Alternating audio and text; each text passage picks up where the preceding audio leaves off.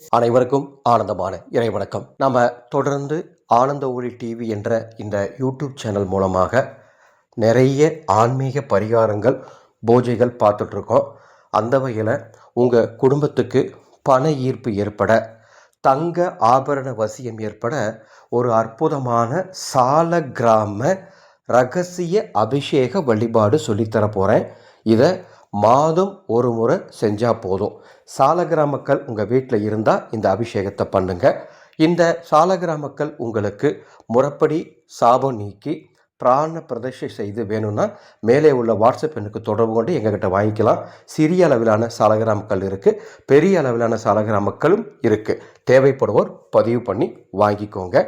நான் சொல்கிற இந்த பூஜையை மாதத்தில் ஒரு முறை வளர்பிறை ஏகாதசி திதி, அந்த திதியில் தான் செய்யணும்.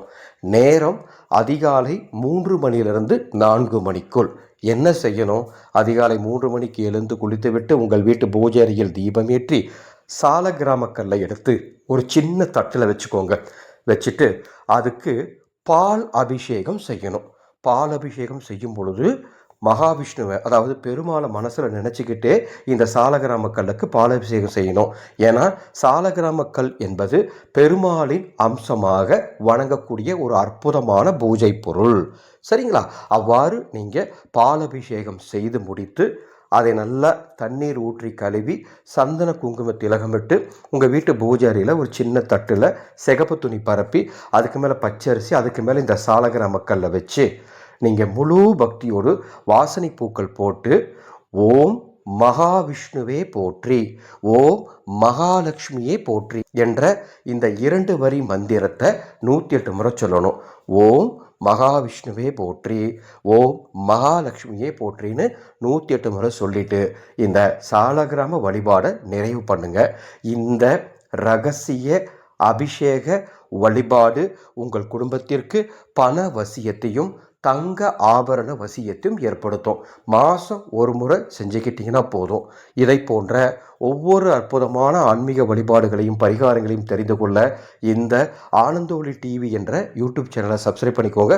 பக்கத்தில் இருக்க பெல் ஐக்கானை ப்ரெஸ் பண்ணிக்கோங்க. உங்களுக்கு வேறு ஏதாவது பூஜைகள் பற்றியோ வழிபாடுகள் பற்றியோ தெரிஞ்சுக்கணுன்னாலும் கமெண்ட் பாக்ஸில் சொல்லுங்கள். நான் உங்களுக்கு அதுக்குண்டான பதிவுகளை தனி வீடியோவாக நம்ம சேனலில் கொடுக்குறேன். சரிங்களா? இப்போ வீடியோவில் நீங்கள் பார்த்துட்டு இருக்கிறது மகாராஜா கோமதி சக்கரம். இதை நீங்கள் கேள்விப்பட்டிருக்கலாம். இந்த மகாராஜா கோமதி சக்கரம் எவர் வீட்டில் இருக்கின்றதோ அந்த வீட்டிற்கு மகாலட்சுமி அம்சம் உண்டாகும். இந்த மகாராஜா கோமதி சக்கரத்தை பூஜையில் வைக்கலாம், அல்லது பணம் வச்சிருக்கக்கூடிய பெட்டியில் வைக்கலாம், நகை வச்சிருக்கக்கூடிய பெட்டியில் வைக்கலாம், அல்லது நீங்கள் வியாபாரம் பண்ணிட்டு இருக்கீங்கன்னா வியாபாரம் செய்கிற இடத்துல பணம் போடுவீங்கள, அந்த கல்லா பெட்டின்னு சொல்லுவாங்கள்ல, அதில் கூட வாங்கி வைக்கலாம். நிச்சயம் பணவசியம் ஏற்படும். இந்த மகாராஜா கோமதி சக்கரம் முறைப்படி பூஜை செய்து பிராண பிரதிஷ்டை செய்து வாங்கணும்னா மேலே உள்ள வாட்ஸ்அப் எண்ணுக்கு தொடர்பு கொள்ளுங்கள். மீண்டும் அடுத்த ஒரு அற்புதமான பரிகாரத்தில் சந்திக்கிறேன். ஆனந்தம் மலரட்டும், ஆனந்த ஒளி பரவட்டும்.